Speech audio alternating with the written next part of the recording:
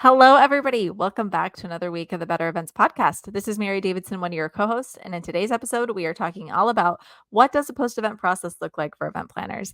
So we've kind of talked about post-event debriefs and things like that before, but in this episode, we are really getting into what do you do immediately, the day after, the week after, the month after, and we break down some tips and tricks for you so that you can nail your post-event process. So let's get into it. Welcome to the Better Events Podcast. Join two event strategists, Logan Clements and Mary Davidson, who believe we can all create, host, and attend better events. In this podcast, you will learn about event strategy and actions that you can use today as an event host, planner, or manager.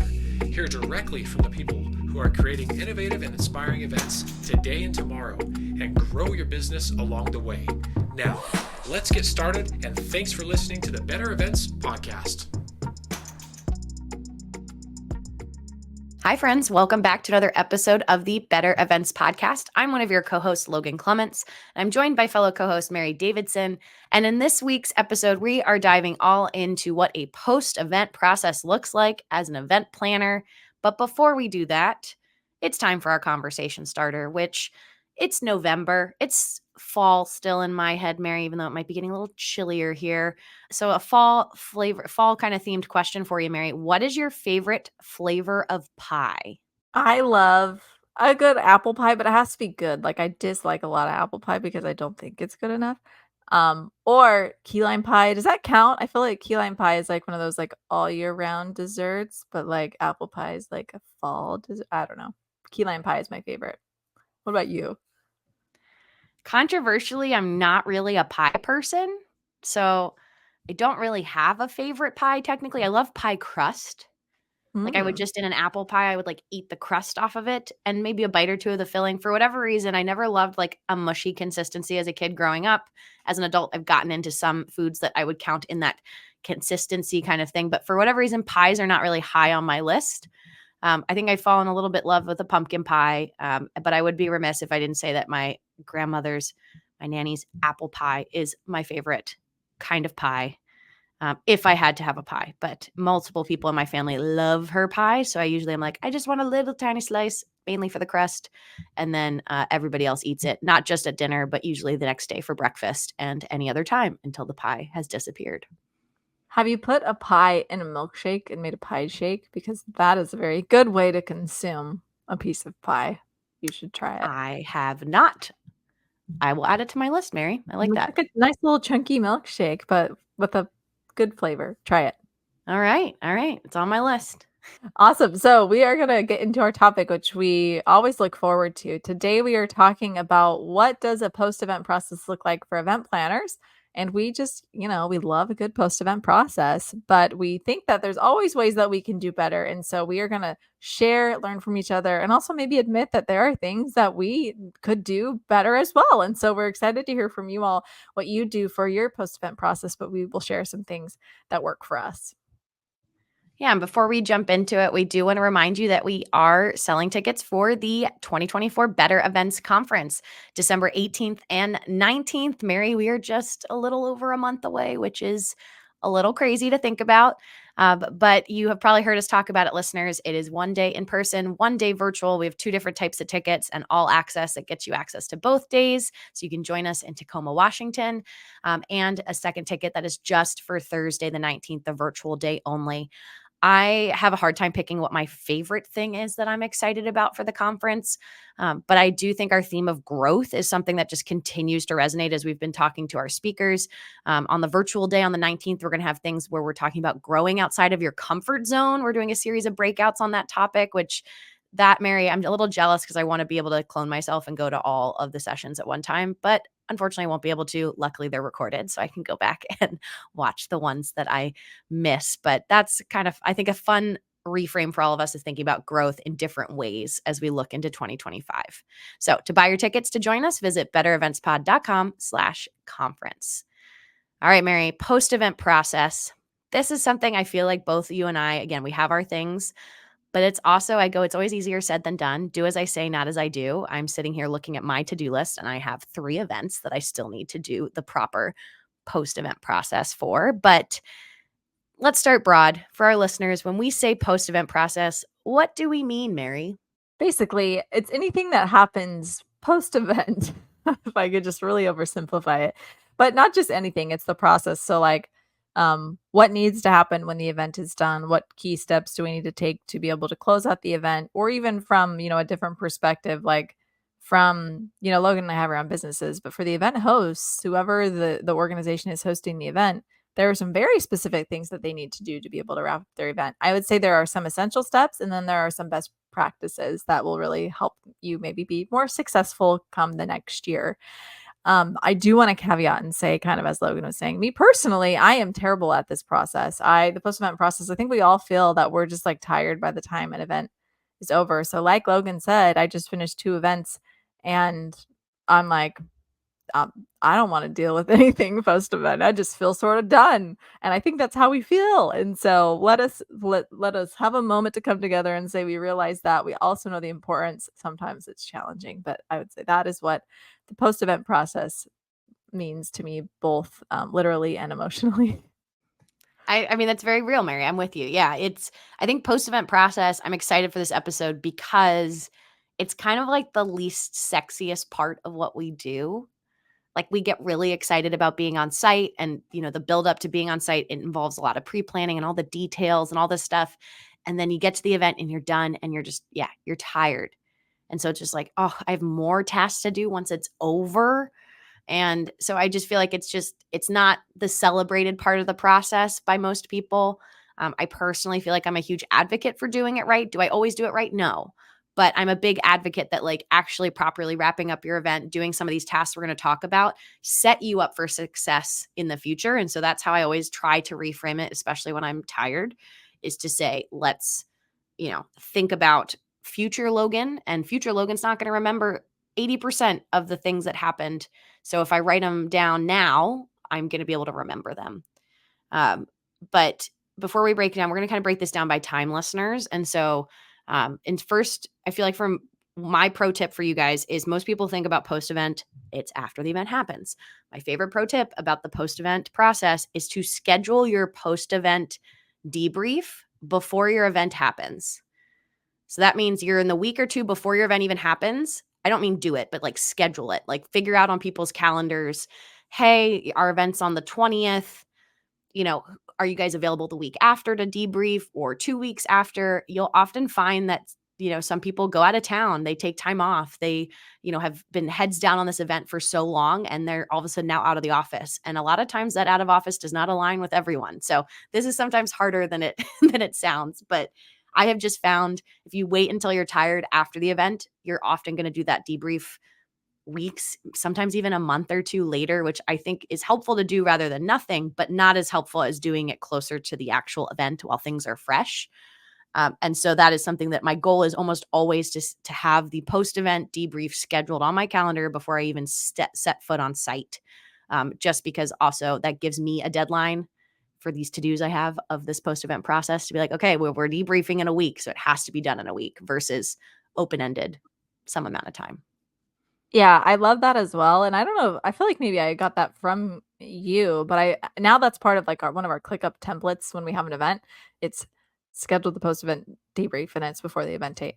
Most of the times we do it. Sometimes we don't quite get to it, but most of the times we do, and so I totally agree with you. And also scheduling it in a way where you have enough, like, far enough out, but close enough so you remember, but far enough out so you have, like, data. Like, I love going to a post-event debrief when the client can tell me, like, what they've heard from their constituents and key stakeholders. Like, they've had time to kind of like hear some things or get some data, and then we like really have like a successful debrief.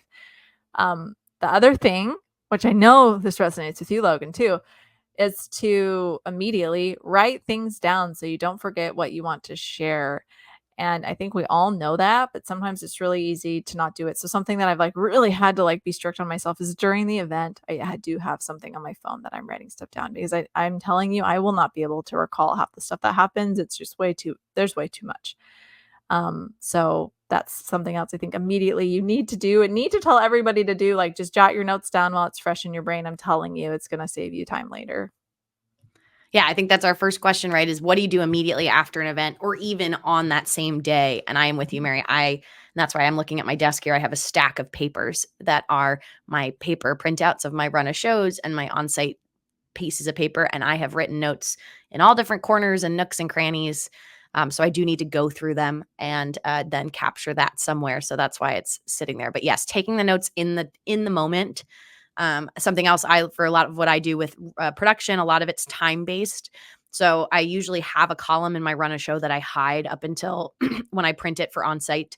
That is a column that says actual time, because we have our start time and our end time. That's planned, but then you actually put the actual runtime in. And this has been something post event that has been so helpful to try to figure out if things ran ahead or they ran behind, where exactly they did, versus if you just kind of generally are like, oh, we started on time and then we ended 20 minutes late. Okay, why? If you didn't kind of put it down segment by segment, it's going to be really hard to put your finger on exactly what went over. So that's something. And then if I forget to print that column, I just note it like in the margin on the left-hand side as I run through that I try to. And I don't do it for every line, listeners, but like some big elements, I try to just note like, oh, this was at 8:52.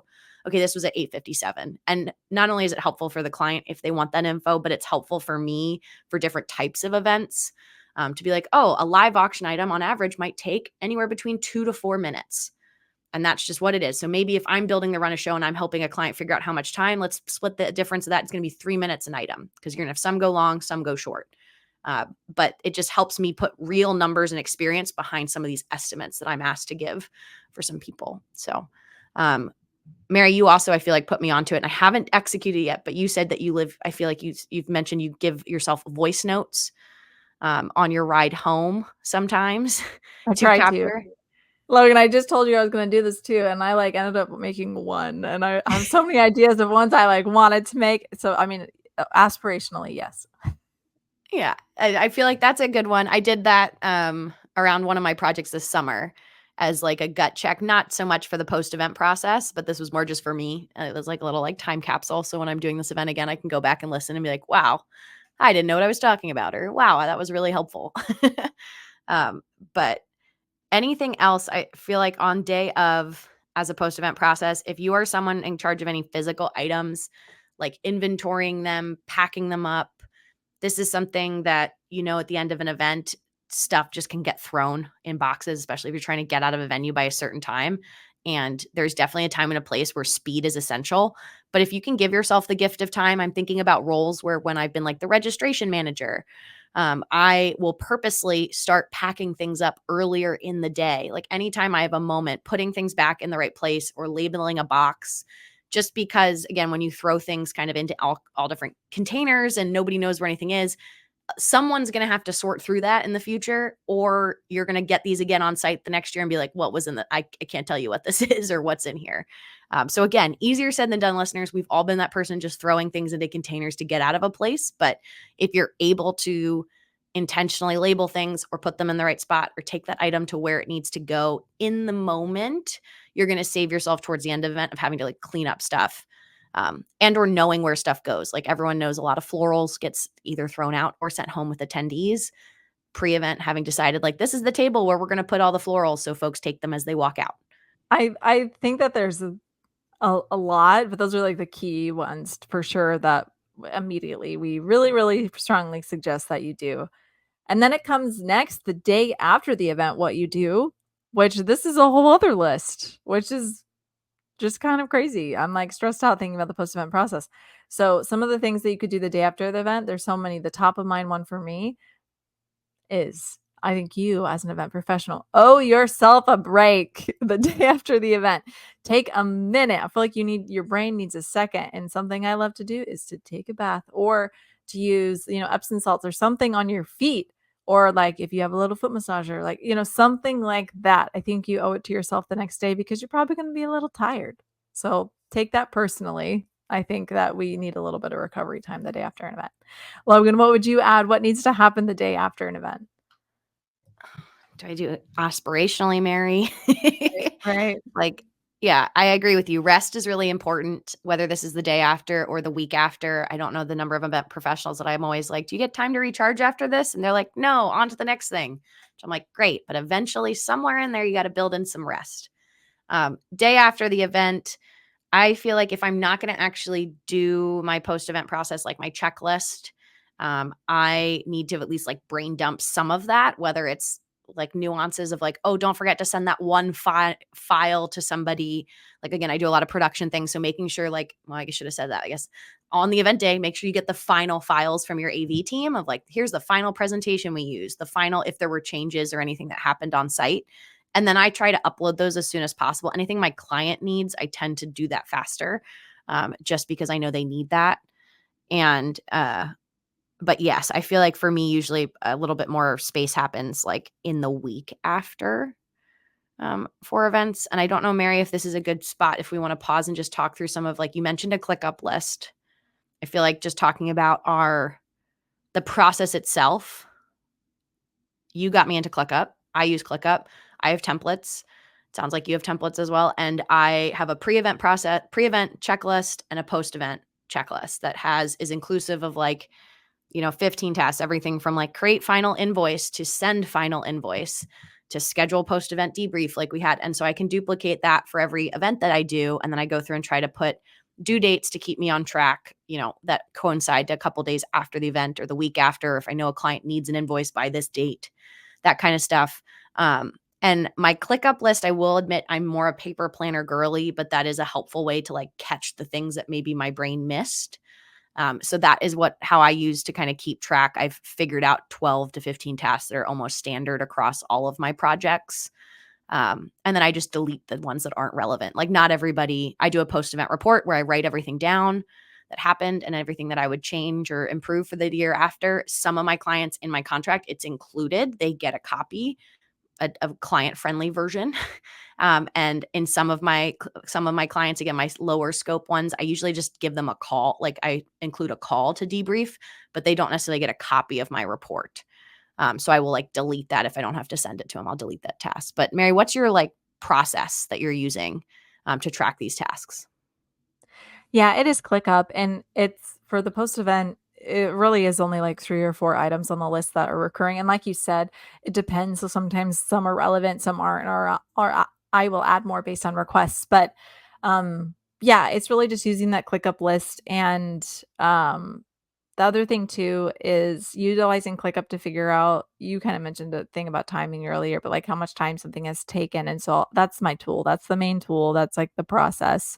So it's not really, I think you actually might have a more in-depth process. We have like a debrief sheet, but I know you have a full post-event report. And so it looks similar. I don't think that there's like a right way to do it, but I do think that there's value in having a structure and a process. Yeah, however you can to track those tasks. But Mary, what do you do in that week after an event?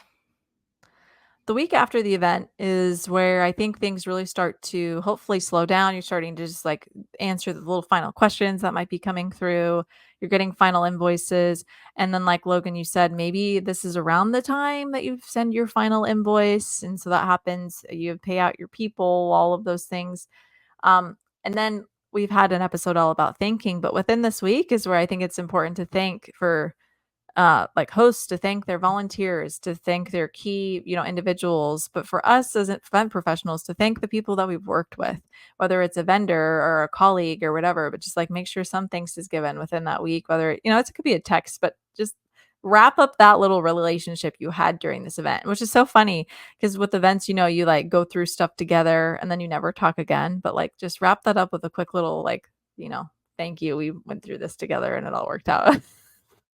So that's something good to remember, that relationship building piece at the end of it too. Logan, what do you do 1 week after the event? Yeah, I think getting in my, any expenses that came up and gathering those and making sure they're included and getting my final invoice out. I try to do that within a week. And then, yes, starting what we've alluded to, my post event report, which just sounds more formal than it is. It's a Word document. I have a template where I just like to break down the different elements of the event, whether it's as simple as just like overall, my pre event process, on site, my role specifically, any client, and then I have a section for client feedback. And I just have 2 columns. One says what happened, and this is more stream of consciousness for me to be able to just write down and capture what happened, any call outs or big things. And then I have a second column that is all about how we can improve. So again, thinking at it from the lens, if I was asked to do this event a second time, what would I change? What would I do differently? And or just like these types of events. So some events I work, I know it's just a one-off, but for me, if I ever get asked to do this event again, these are the notes that I would want in the moment. Because sometimes the stream of consciousness is just like a therapeutic dump of what happened.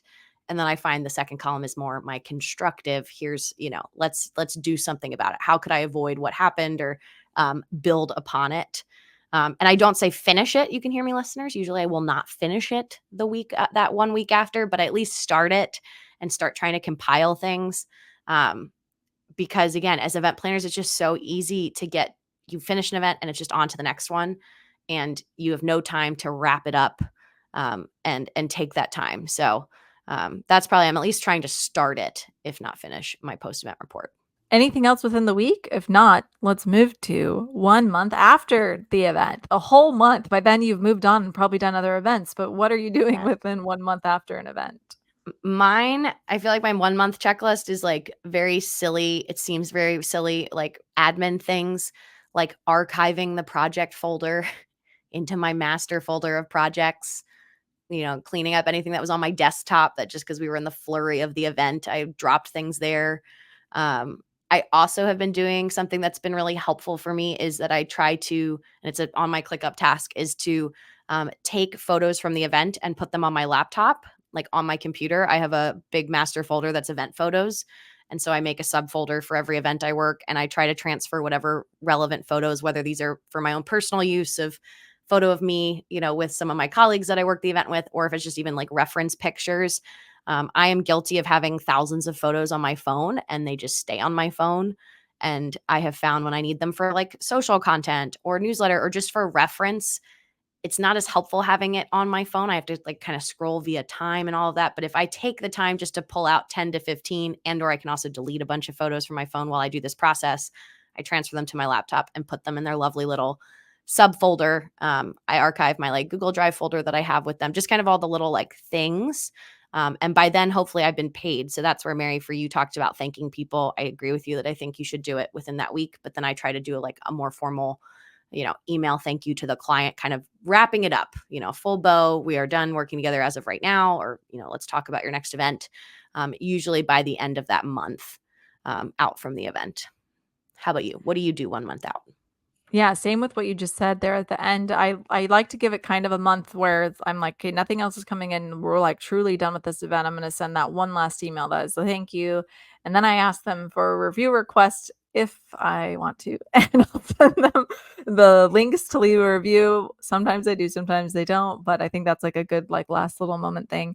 And then something that I love to do, this goes into thinking again, like we've talked about in another episode, but is to within that month write the client a thank you letter that I send to them in the mail. And honestly, I've never gotten a lot of comments about that thank you letter. I always wonder if they end up with the right person. I'll try to attention it to like my main point of contact for the event, but it's still something that I feel good about. I think it's just like a little cherry on top that you could do to wrap up the event.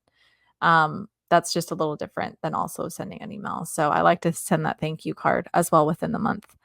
Um, One thing I was thinking, if I can jump a little bit, Logan, is like 6 months to a year out from an event. I think what I'm really getting at is like the end of the year post event to have a moment to reflect back on everything that you've just done or that you reflected on during the day after, the week after, the month after. And something I'd like to do is go back and look at these notes and remember like, did I enjoy doing this event? Like, what did I like about it or what did I not? Because then as you're planning forward, you can go off your past debrief and figure out if that's an event you want to be a part of in the coming year. So I do think there's still even a component where you don't forget about this event forever.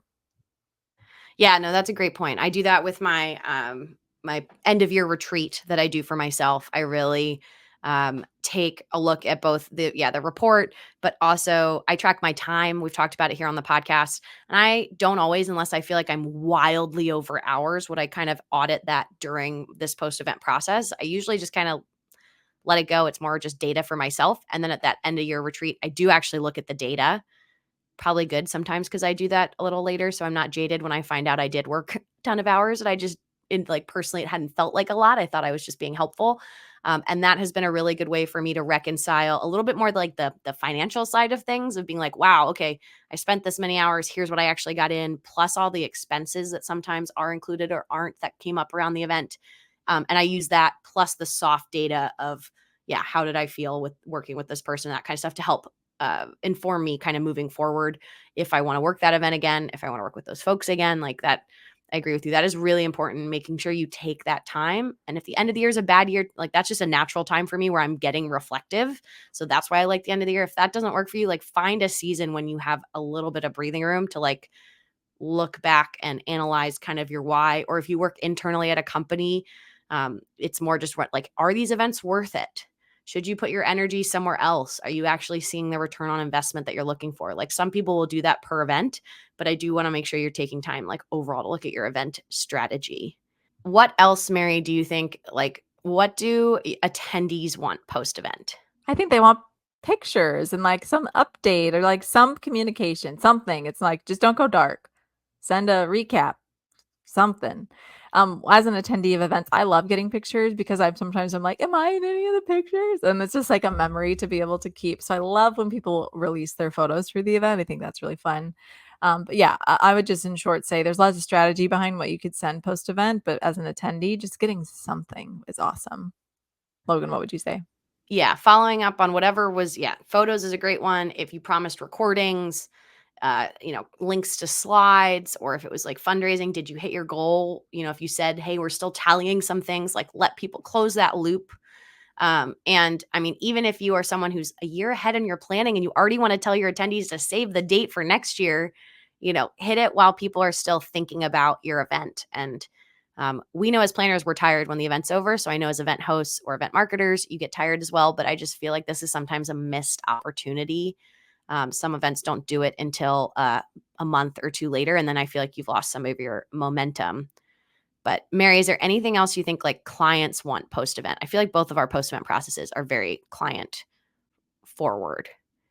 But anything else that you see them Sometimes wanting? I wonder if they want more strategy support. Like we do a lot of events, like both of us and all of us. So it's like, can we give them some tips? Just reminders like here's like something you could do for any of your sponsors. That's regardless of what kind of event. There's sponsors for so many different kinds of event. Like make sure that you're, reaching out to them in 6 months and just like checking in on them. Same with your attendees. Like do a little 6 month, like, hey, don't forget we have this event coming up again in 6 months. Like just something. I think a lot of that might fall in like the marketing realm, but sometimes I wonder if we could just help them a little bit more because we're invested in this event.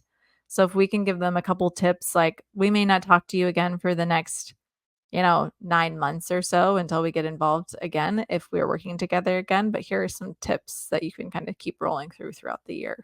Yeah, I agree. I think that, I mean, if you're the event host, you definitely have a lot more to dos than what Mary and I have mentioned.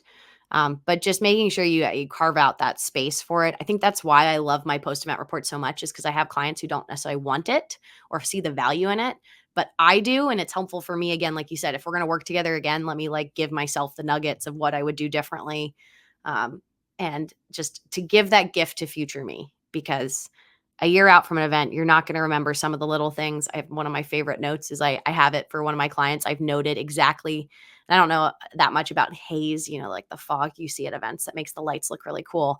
And I had one CEO who was didn't like it. He was very strict about it. He really wanted it as low as possible. And I had my post event notes 17. And I don't know if it's 17% or 17 out of 100 or whatever it was. But the last 2 years now, I've gotten to go to our haze operator and go up to him and be like, yes, so it's 17. That's what we had last year and the year prior. And I've never gotten a comment since I've remembered that. This CEO, who is very specific, has not commented on the haze one way or the other. So I've taken that as a win. And that is something that I go, a year out, Logan would never remember that. But I wrote it down because it was one of my stream of consciousness things, because it had been a headache where we kept trying to figure out the perfect amount of haze that the speaker would be happy with. And now I'm like, my report just tells me. I don't even have to, it's not even something I worry about now the last 2 years. So anything else, Mary, you want to add? I don't think so. I'm just feeling like I need to do a little bit better on my post event process. So if you're feeling like me, just change. I'm always the advocate of like change one thing, do just one thing like a little bit better as part of this process, and it will be a value add. So that's what I'm going to try to implement. Yeah, I'm with you. Mine is I'm just peer pressuring myself with my stack of papers that I have here Mhm. right to my left, that I like a very clean desk. And so this is literally my motivator, is to be like, I can't take them off the desk until I do them, and look at whatever papers. And if I don't need them, then I get rid of them. And so that is one for me that, again, do what we say, not what we do, but also give yourself grace. If you haven't done that post event process, it's okay. You could still now go back and write notes about an event from 3 months ago. You're still going to probably remember more now than you will 9 months from now. But yeah, I just set some focus music on, set even a timer if you're one that, like, I told you I have this very intense report. I have some ones that I've done where I've just in a blank Word doc and just did bullets because I went, that's all I can do right now, as like didn't feel like I needed anything too intense, too structured. I just want to jot a few things down, or Mary, your note that you have on your phone, copy and paste that into a Word doc so you just have it as something searchable. So let's all create better events with our post-event process. I love it. Let's do it. And let's also go into the last part of our episode, which we always love, which is our bonus tip, which Logan has for us today. My bonus tip this week, listeners, is there are no dumb questions. Granted, there are sometimes dumb questions, but I'm going to go, there's no dumb questions when it comes to asking a vendor what's included in their order when you're hiring them for your event, even if you've done it 100 times. My example is a event that I worked this year. We had to order camera platforms. So this is the elevated platform that the camera operator stands on so they can get a good angle on the stage. And I had to talk so much about these camera platforms. We really wanted to make sure they didn't get forgotten. Well, we get on site and I got some beautiful camera platforms and they don't have stairs. And I guess all the camera operators were like, yeah, this totally happens all the time. No worries. We just like jump up on we like scoot our butt up and we just get up on there. And I was like, really? I'm like, oh yeah, all the time. It doesn't come with stairs. And in my head, I'm like, I just assumed when you're purchasing a platform or renting a platform, it would come with stairs. And so add it to my list of who hurt you, Logan, because anytime I'm ordering a camera platform from now on, I'm going to always ask about stairs. Just because to me, it seems like we shouldn't be making camera operators jump up there. But no dumb questions. Make sure you clarify so you make sure you get everything you need. Wonderful. Thank you, Logan. Great bonus tip, and absolutely on the stairs thing. That resonated with me as well. Thank you for listening to another episode of the Better Events Podcast today. We would love for you to follow us or find us on Instagram, Facebook, and LinkedIn at Better Events Pod. You can send us an email at bettereventspod@gmail.com. You can connect with Logan and I directly on LinkedIn. We love it when we see you come through there. And if you want more Better Events content, be sure to register for the 2024 Better Events Conference at bettereventspod.com/conference. You can also join our private community on Substack. Thank you so much for listening and all your support. We look forward to seeing you again next Wednesday.